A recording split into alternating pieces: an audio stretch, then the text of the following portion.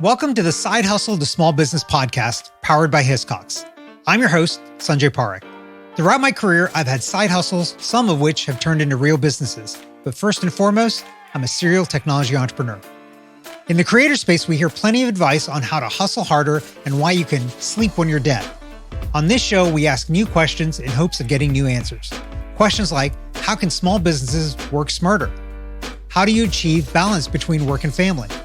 How can we redefine success in our businesses so that we don't burn out after year 3? Every week, I sit down with business founders at various stages of their side hustle to small business journey. These entrepreneurs are pushing the envelope while keeping their values. Keep listening for conversation, context, and camaraderie.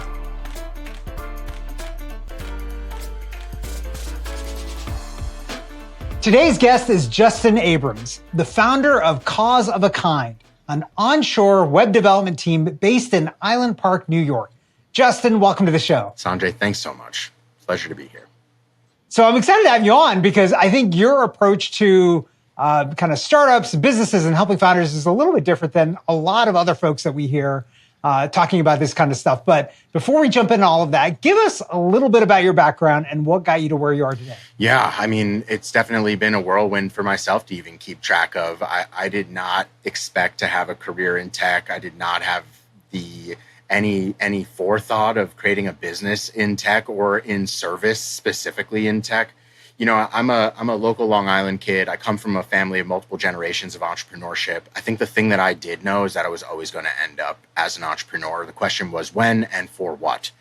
So, you know, I went the traditional path of going to school. I went to school, Justin's college tour. I went to 3 different universities. I started as a pre-med student, but quickly just got outpaced by the curriculum. And so kind of devolved into social sciences, specifically in sociology with a minor in anthropology.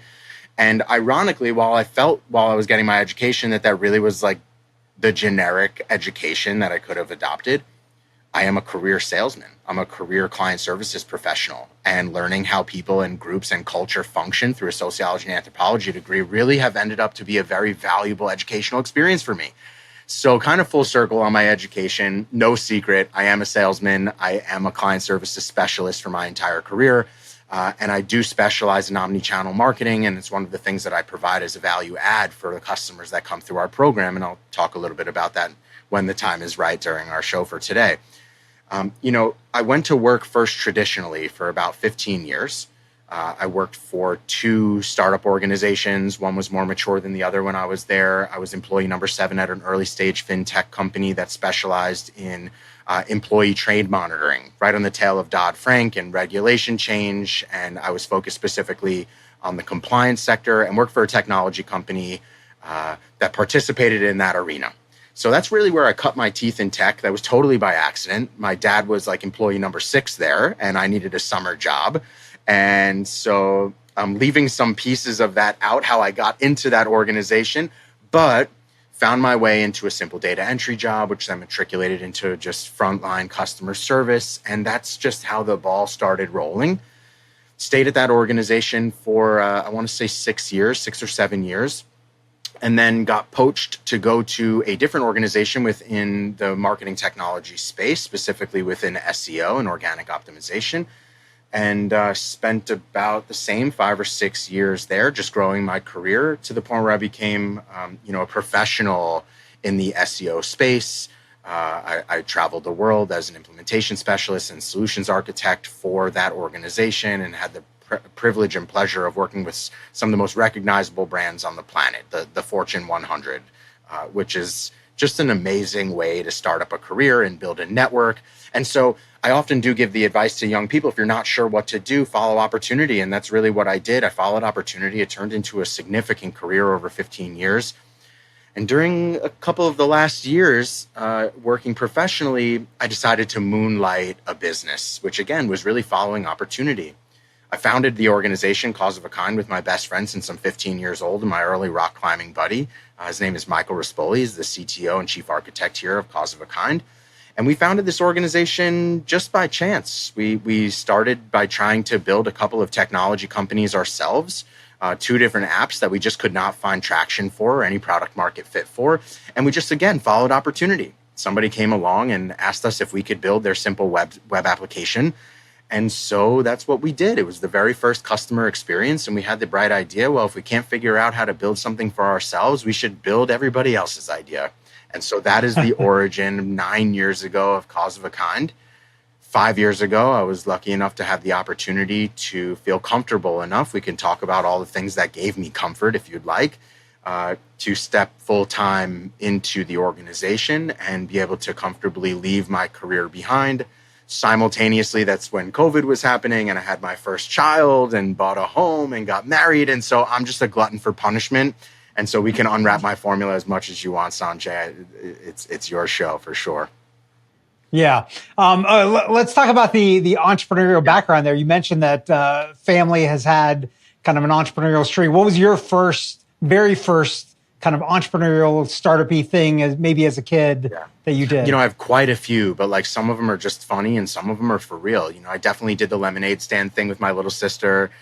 We definitely got out there. I was very much entrepreneurial with my mother. She would always give me tasks that would either earn me cash or privilege. My mom is a solopreneur for the last 40 years and a specialist of her domain. She's a fine art broker and dealer, interior designer, and like solopreneur. So like I was a little bit of her labor force back then. But truly, that was not really, that was my influence. But my true first entrepreneurial experience was actually with my buddy Chris, who's still a very dear friend of mine. We're growing families together. He's in the tech space.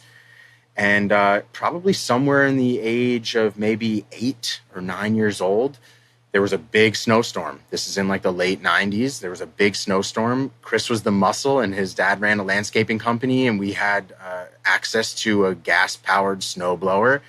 And I had the gift of gab. I had no fear of going and ringing on a doorbell and asking a neighbor for $20 to do to pave the driveway and move the snow off the walk. And that was really my first true experience of being entrepreneurial and trying to figure out how to balance with a partner and how to divide labor and how to divide cash for effort and the simple things of door knocking. And I remember it being a game back then, but then I made an entire career out of straight door knocking and cold calling and figuring out how to take no on the chin. And so that was my real formidable entrance into entrepreneurship. And I've been entrepreneurial truly ever since.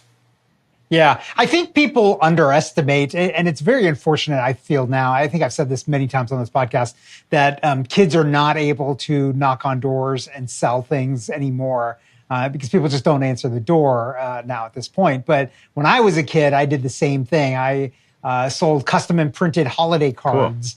Cool. And man, getting the door closed in your face when you're trying, I'm like, it teaches you a lot about how to pitch and how to sell and how to convince people, especially when you knocked on the door and you just woke up the baby and the mom answers the door and not happy over this whole situation and you're still trying to sell. So great skills that you have from that. And so awesome that you were able to do the same kind of as me. So let's talk about starting this business and kind of taking this leap.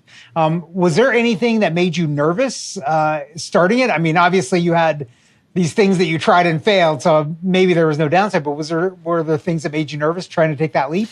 I think when it was time to actually take the leap, it wasn't so much nerves of participating full time or were we going to have enough work. It was more apprehension of leaving the comfort and the regularity of income, of the consistency of having a job that you can fall back on when something goes wrong, points of escalation, various cultural things to participate in. When before COVID, I was out of the country like the day before the country shut down. I was flying home from Paris. Like I was traveling 200 days a year on the back of somebody else's business and really trying to evangelize somebody else's dream.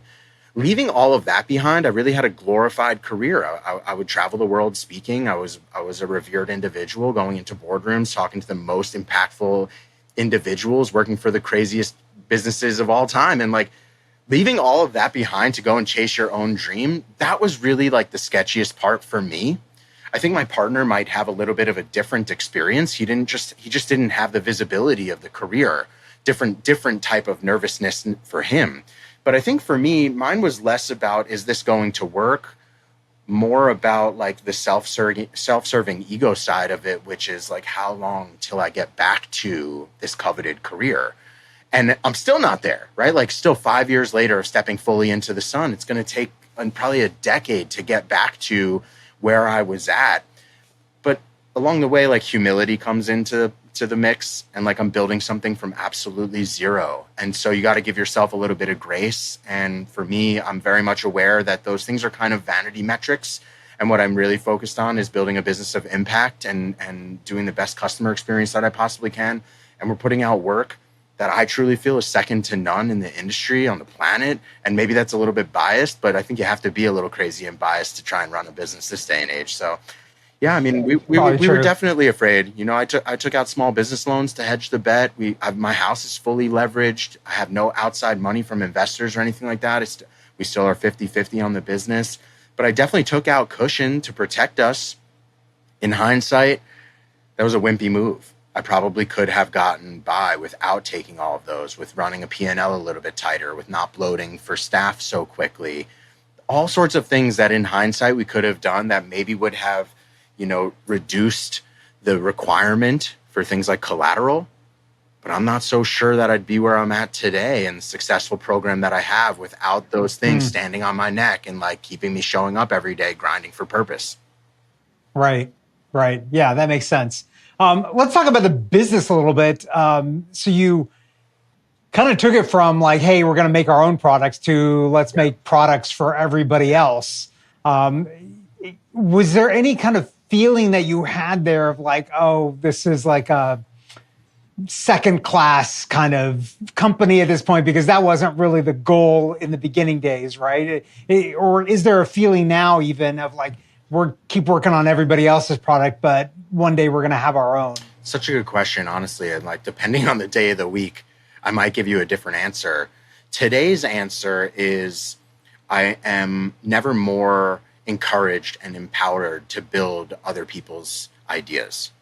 I think with the advent of AI, it has changed my business in the way that we're producing ideas for people. And so the barrier to entry has reduced. The cost burden for folks coming to us with ideas has reduced. The acceleration to value has just increased astronomically.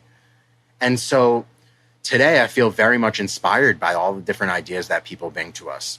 Now, on the other side of it is I do run tons of things in-house. We build our own solutions all the time. I'm a big believer in building rather than buying, right? I have access to the talent and to the acceleration that we're selling as a service to other folks that don't have the talent to build these things themselves.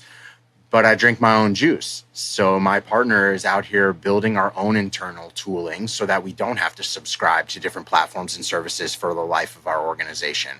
We're adding certain intellectual property to the business so that it becomes an investable, so it becomes a sellable or acquirable entity. So we're doing both.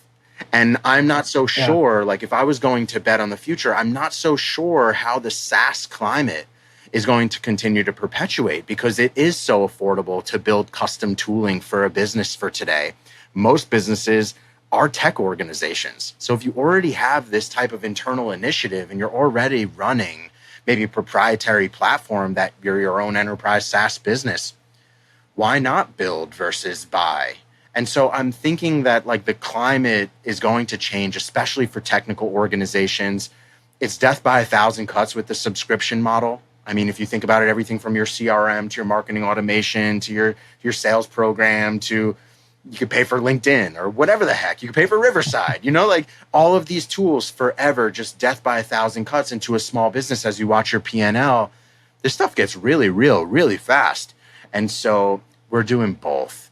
And that scratches really the itch. I think for us, I emotionally maybe have missed the thing of trying to build my own product and hang my hat on that own thing. And I love my life in service.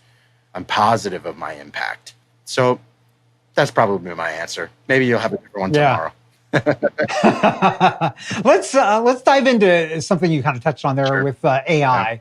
Yeah. That is like constantly something that it gets talked about. What are your? I've got opinions about AI. I use it in a lot of different ways, and I see the pros and the cons of it. how do you feel like AI has impacted these people that are coming to you and the ideas that they're bringing and the quality of those and their ability to actually take that not just evolutionary leap, but that revolutionary leap? It's a great idea, and it's transforming so rapidly. Like, what I'm about to say wasn't even possible 3 months ago. Like, just was not even a thing. So the acceleration that we're getting for today is in the order of hours versus months. A couple of months ago, it was weeks versus months. But now we're talking about hours versus months to get to proof of concept. So when you have somebody that comes to you, I run a startup accelerator in the truest form. Individuals are coming to us that are typically bootstrapped or have a business and want to layer in some type of business tooling. They want to take a minimum investment approach, not because they don't have, the staying power to put the investment behind it, but because most people want to fail fast. Succeeding fast is a joke. Like, that's just like most people are just not capable of succeeding fast. That's an anomaly. And anybody that did succeed fast is going to say, well, you didn't see the 5 to 10 years of effort that I put into failing and then became an overnight success. So most people just want to go the other route, which is fail as fast as possible. And so the advent of AI has allowed us to fail as fast as possible with the least amount of overhead required. So least investment, least amount of manpower, least amount of ambiguity, and the time to market or time to first user is now so far beyond what we were doing years ago when we first started this organization. So I require way less staff. I require way less time to prove a concept. Now what we're doing is a discovery call. I have an agent on the side building the product as we go through specification verbally on a call. Like, that was never possible before. So like, you're coming away in the time, like maybe it's an hour or 90-minute call. You're going over specification. That's another thing that's just accelerated. After years of doing this business, nobody ever came with a specification or a tech requirements doc or anything. But now you could plug your lay idea into, let's say, a ChatGPT and say, can you please create a specification, a timeline for development? Can you please come up with like a cost evaluation and milestones? And I'm being handed not RFPs, but specs. And so in the time that I take that initial discovery call and I'm reviewing specification, I have an agent listening on the side, building your application. And then I hand it and say, is this what you were thinking? And so my rate of close has changed. My way of turning customers from pipeline or prospects from pipeline into paying customers has totally changed. Now I'm more in the business of volume. Like, I need to find more customers that want to do this type of a turnkey, hyper-accelerated growth mindset. Before it was, find your 6-figure customer 4 or 5, 7 times a year and you're $1 million organization. So it definitely has changed the game, but I'm a student of the game and I'm agile enough and nimble enough as an organization to be a true player in how we innovate here. And so that's more of our intellectual property of how we're trying to craft this organization, a sellable, acquirable, valuable way of providing service. It's not necessarily the enterprise play, but it is the play for the average person that maybe was not able to afford a minimum imaginative product. I'm not talking about like MVP where you might need, 6 months of dog fooding, your first beta users or path to revenue. I'm talking like scratch your itch. Like, you had a dream, wake up in the morning, put a couple grand behind it to make it a real product. Now is possible with minimum investment and minimum time. So the playing field has totally changed and we're trying to stay ahead of it as rapidly as we can. But what's going to happen in the next 3 months, I can't tell you, but we're positioning ourselves to evolve through it. Yeah. Let's change gears a little bit. Let's talk about how do you balance all of this, right? So we talked a little bit before we started going here. You're in a small office in your backyard because you've been pushed out of the house.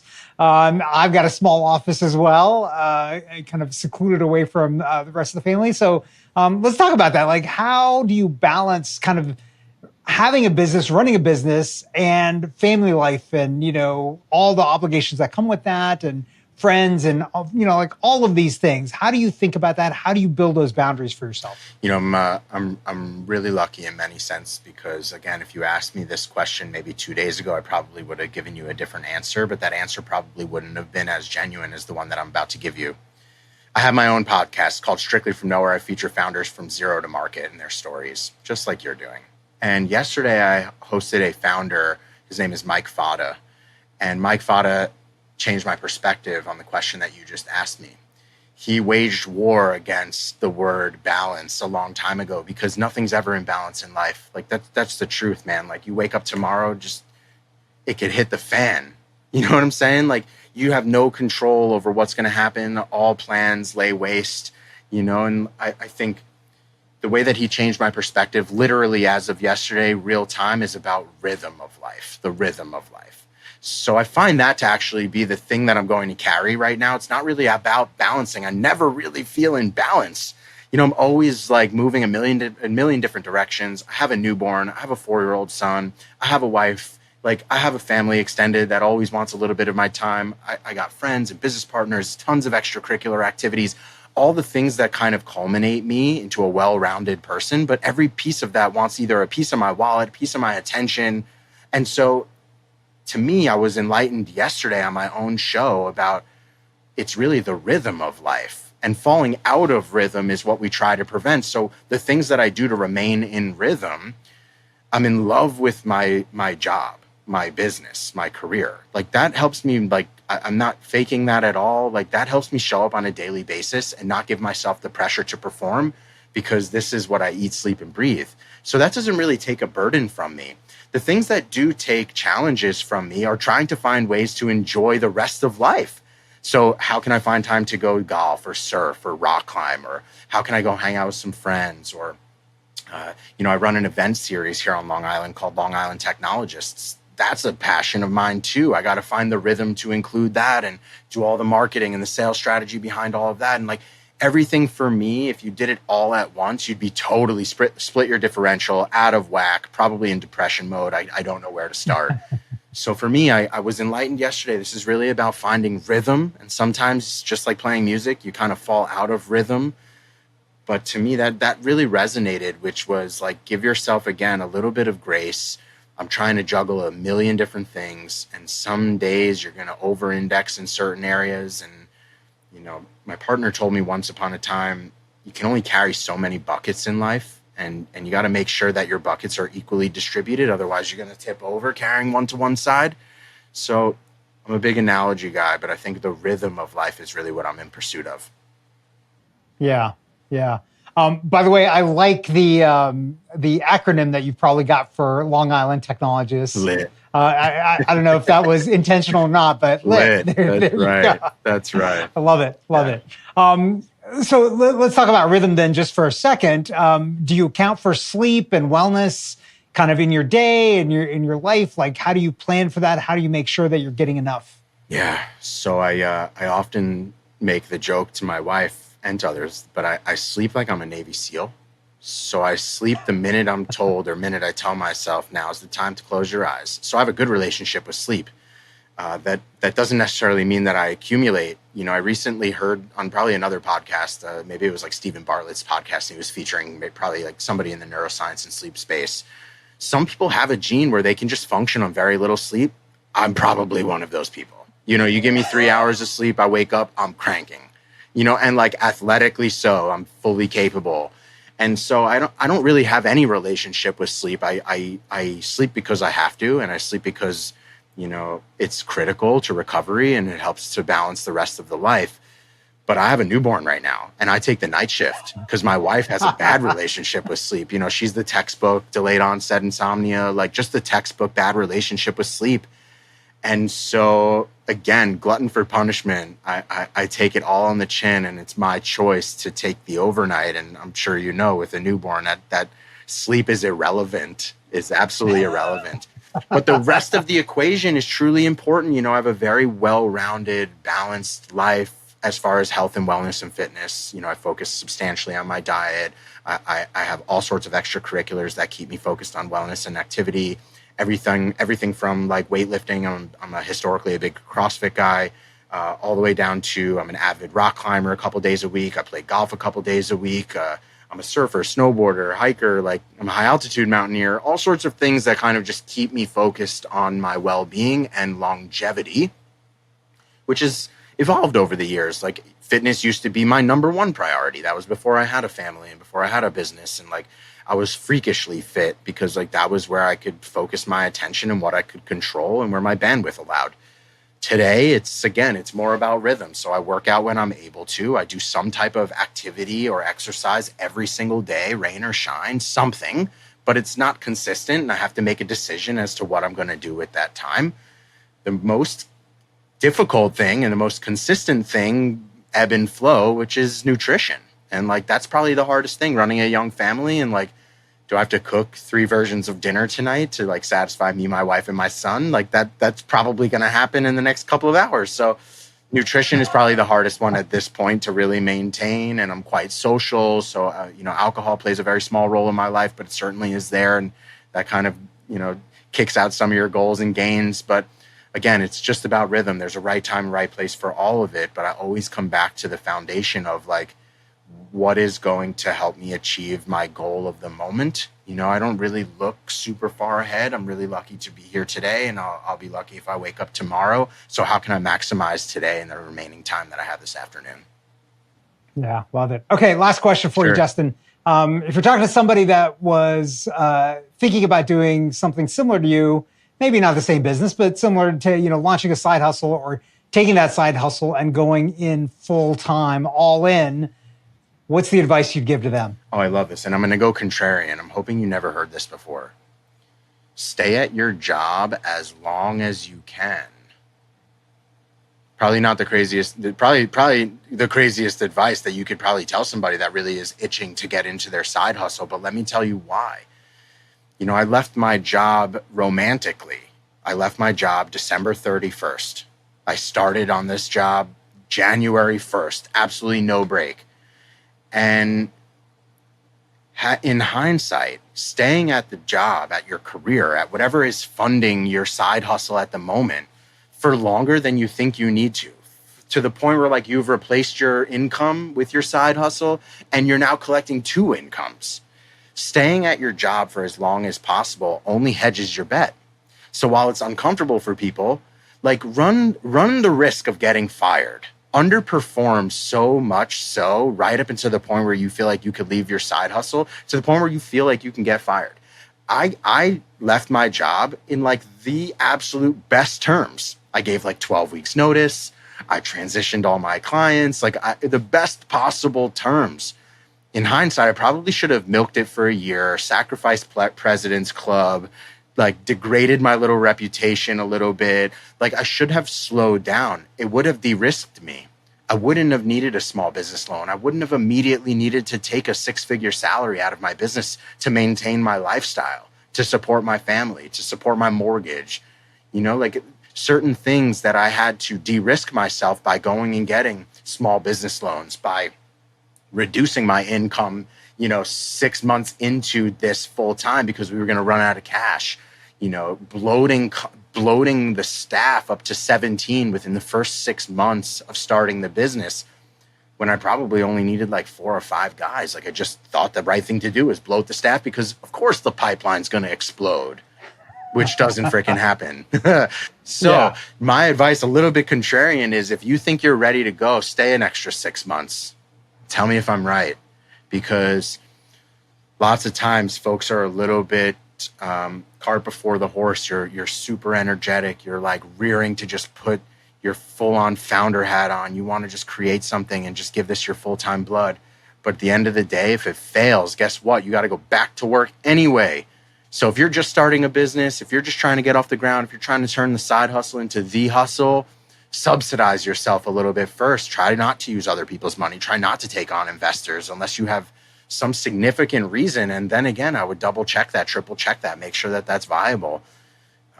The worst case scenario, the worst reflection in the mirror is I failed and I have to go back to work after all the effort it takes to start a business.